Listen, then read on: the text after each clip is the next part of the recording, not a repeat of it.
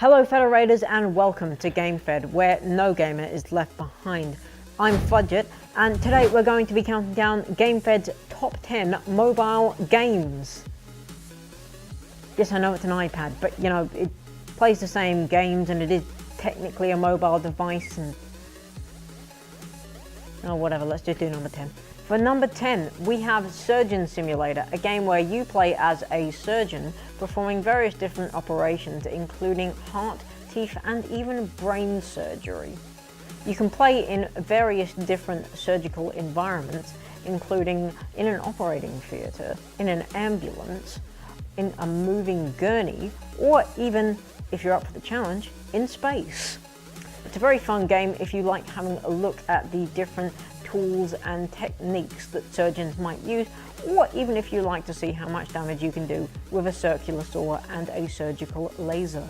On to number 9, and we have I Love Hue. I Love Hue is a very simple game, however that's probably why I love Hue. Basically the game starts out by showing you a picture of a color gradient.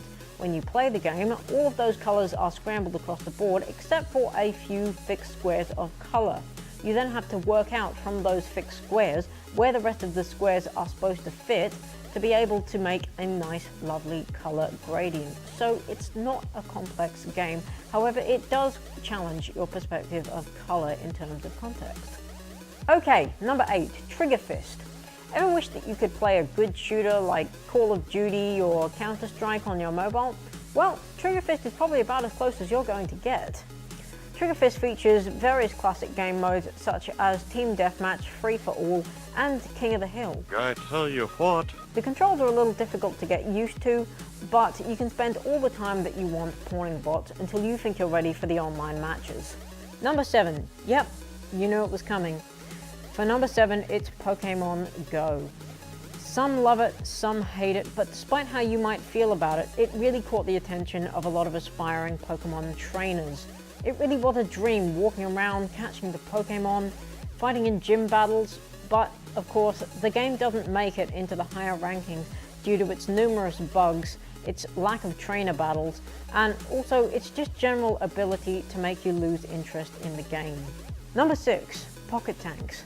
Pocket Tanks is a turn-based strategy game where you play as a little tank using an array of different weapons to try and defeat your enemies in glorious combat. You can use your weapons to deal the most damage and try and get the most points to win the game, or you could use them strategically to try and turn things around in your favor. It's a very fun game to play against bots or even in two-player mode with another friend. Number 5, we're narrowing them down, and at number 5 we have A Dark Room. A Dark Room is a text-based adventure game where you play as a person that has become lost in the woods and must then fight to survive and eventually thrive in these woods, establishing a community.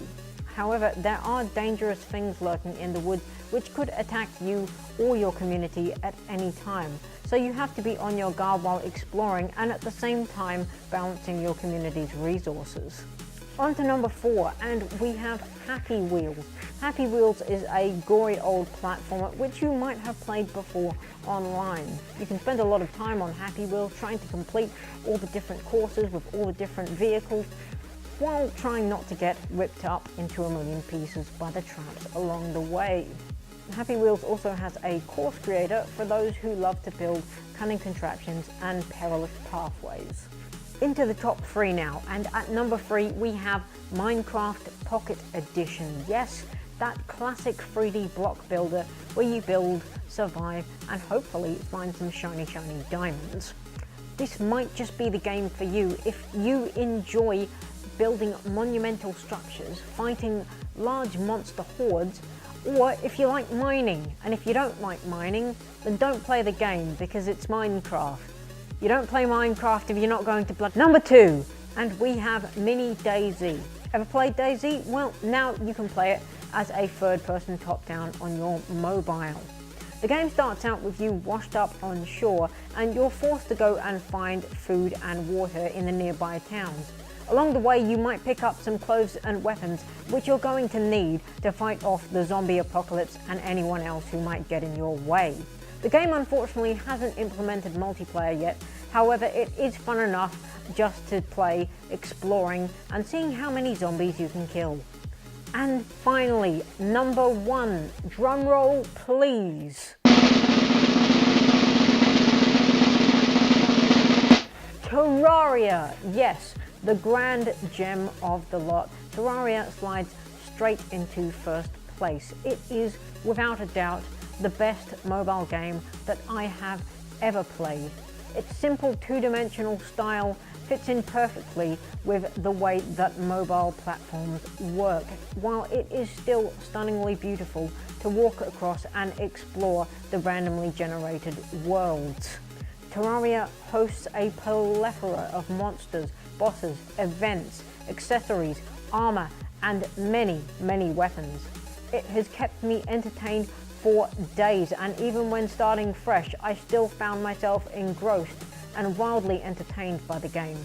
And with a new update along the way, I'm very excited for what's to come for the game and how it's going to develop. Well, that's GameFed's Top 10 Mobile Games. I hope you enjoyed this video, and if you did, please like, subscribe, and if you know of any other great mobile games, let us know in the comments down below. That's all from me for now, so until next time, see you later, Federators.